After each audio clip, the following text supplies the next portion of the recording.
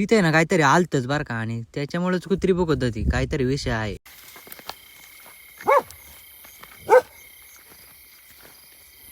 तर नमस्कार मित्रांनो, मी करम ब्लॉगर. तुम्हाला तर माहिती असेल, इथे प्रत्येक शेट त्याला उड्या मारीत मारीत चाललेला.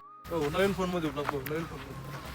इथं कार्तिक शेट लांबूनच बॉडी दाखवत होते त्यांची, नाही का. आज आमचा फक्त पेपर होता, व्याख्यान का आज नव्हतं. त्यात प्रॅक्टिकलच्या वाया घ्यायच्यात. इथं लागत होती कॅश, मग काय सार्थकला पैसे पाठवले, मग आलो सिद्धेश्वरला. इथं आता तुम्हाला तर माहिती असेल, आपण घेतलंय 60 दिवसात चॅलेंज. 60 दिवसात आपल्याला 10K फॉलोअर्स करायचे. म्हणलं पहिली सुरुवात आपल्या देवाकडूनच करावं. मग काही तुम्ही पाया पडून गेल्यावर खेळले गेलो, पण आज एक दुकान उघडं नव्हतं. तेवढं ती गाडी दिसली, उसाचा रस नाही का, त्याचीच गाडी आहे, नाही का. काहीतरी वेगळंच बनवलंय बरं का. पण इथून निघालो आम्ही डायरेक्ट रेटवडी. मग काय आलो इथं हॉटेलवरती. हॉटेलचं काम चालू आहे बरं का. इथं नवीन हॉटेल होणार आहे, म्हणजे हेच हॉटेल आहे ना, पडेल शिफ्टिंग करणार आहे बरं का. मग काय मागवली मिसळ. मित्रांनो, तुम्ही कोणी इथली मिसळ खाल्ली नक्कीच कमेंट करा बरं का. तुम्हाला खायची असेल तर यायचं रेटवडी, तिथं तन्मय हॉटेल आहे बरं का. पैसे देऊन का नाही तर मा नाव सांगसान बरं का. मग काय आलो घरी, आईला आणि मावशीला मोबाईल बघायचा होता.